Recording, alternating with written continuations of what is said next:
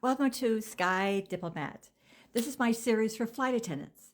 I'm trying to help you deal with the unruly passenger because, as the Department of Transportation recently came out and shared, 2019 unruly passenger incidences was over 400%. That's incredible. But here, I'm going to get into the why this is even happening and one or two examples. And then the following videos, we're going to get into the specific things of actually the words that you would say to diffuse an unruly passenger. But there's some general principles that you've got to understand. When it comes to an unruly passenger, you have to understand when the anger finally manifests itself, it generally is based upon one little thing at a time. And it could be an interaction with you, which was a little negative, to another passenger, it may have been negative, and it kind of builds upon each other. The actual reason that sometimes passengers go crazy, yes, of course, if there's an excessive amount of alcohol taken, also there could be a psychological thread, but that's not generally the highest percentage of unruly passengers. Unruly passengers, the majority are just plain angry and maybe screaming here or there, but they're not running to the back of the cabin to open up the door and jump out.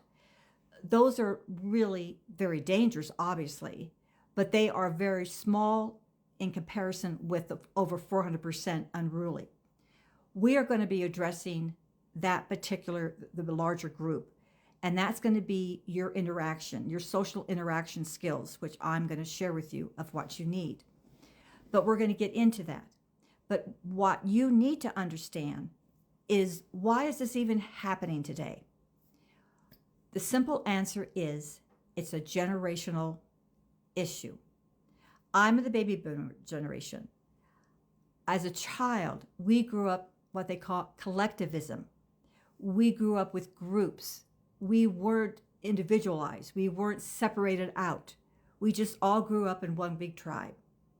We didn't have iPhones. We didn't have laptops, because that type of invention has caused, from Generation X to millennials to Gen Z, to grow up as an individualist compared to my generation, collectivist. Do you kind of see my point?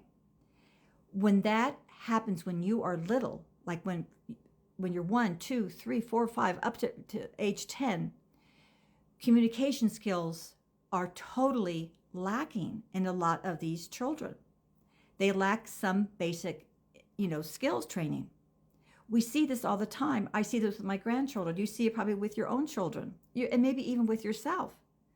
Now, you also have to understand that so much of the commands on board the flights, they're the same. We wrote them. Baby boomers, we wrote them. There's been little change in the actual announcements that come forward to you. So there needs to be even tweaking of the announcements just a bit, because what happens is, when you have a collective generation, baby boomers, versus the majority of people on the plane are going to be from the individualist. The individualists are always going to be wanting a reason as to why. Why do I have to do this? What is your reasoning for giving me this command? The wonderful thing about this, by the way, is that you are great, and now you analyze everything because you're always asking why. That's incredible. For companies, no matter what your jobs is, what your career is, you naturally do that. You naturally are asking questions. Perfect example. An announcement goes on, please fasten your seatbelt. Baby boomers, collectivism, yes, ma'am. We don't even question. We don't even ask. We fasten our seatbelts compared to most all of you of the newer generation. Not now, of course, you understand, because you know why. But if your child is 5 or 6 years old, the very first time they're on a plane, I saw this all the time. The child says, seatbelt, where is it? Because normally it's fallen down the side, and they'll say, why do I have to do this, Mom? Honey, because we could hit some turbulence, meaning the plane's going to kind of shift and shake a little bit. So you see, All your commands, all your interactions need to have a why. You need to explain why you are telling them this. Because you also have to understand, when they come on board, it's like, this is your company. You are in control. You are the leader. They're looking up to you. For what?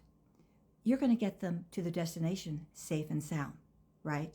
Now they're going to question you, but they still have respect for you because they realize you have knowledge which is going to keep them safe. So always know that they generally come on board, that they're going to respect you. So do understand that. However, you also have to understand that you need to be present in the moment. So when you're going down the aisle in that cart and you're giving them out their coffee, whatever, when you ask what they would like, you need eye contact. You need to be in the present moment. You're not thinking about picking up your child from school later that day. You need to be in that present moment. And we all learned in our training the value of situational awareness. You need to be totally aware of everything that you encounter when you're out in the cabin. Always being aware and always follow your intuition. We all know this. If we feel something's not right, most likely it's not right. We're picking up on something. These little clues will give you an awareness, because when you come to an unruly passenger, generally, they just don't get on board and they're unruly. Generally, it's going to be a buildup. One little negative is going to build on top of the other, and then finally they're going to explode. Yes, there are those isolated incidences from alcohol, or maybe there's a mental condition. Those kinds of things I will also share with you of how to try to diffuse it.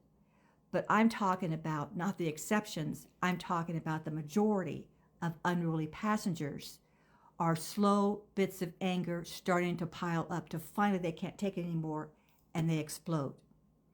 So I'm going to share with you what to do. But let me give you just one little specific, and you all know this very, very well. You know we are not supposed to pick up the heavy luggage and put it in the overhead bin.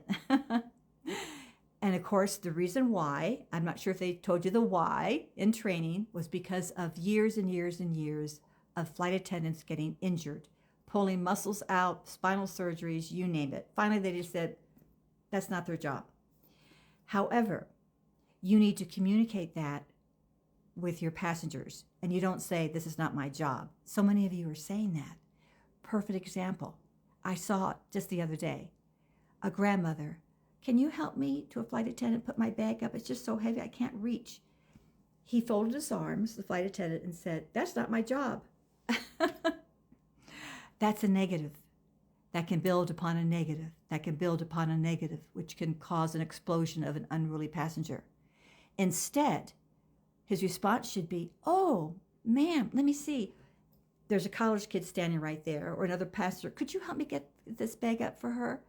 Of course, passengers love to help each other. In fact, normally I would monitor and check as they're deplaning. I would look back to see if that person who had to have help, if the person who helped them was able to get it down. And that's usually always the case. People just love helping each other. So this is the beginning. Put your hat on, get your notebook out, because in the next video, we're going to get into some detailed specifics of proper language to use in giving your commands to your passengers. Because after all, your responsibility is to get them safe and sound to their destination. Have a great day.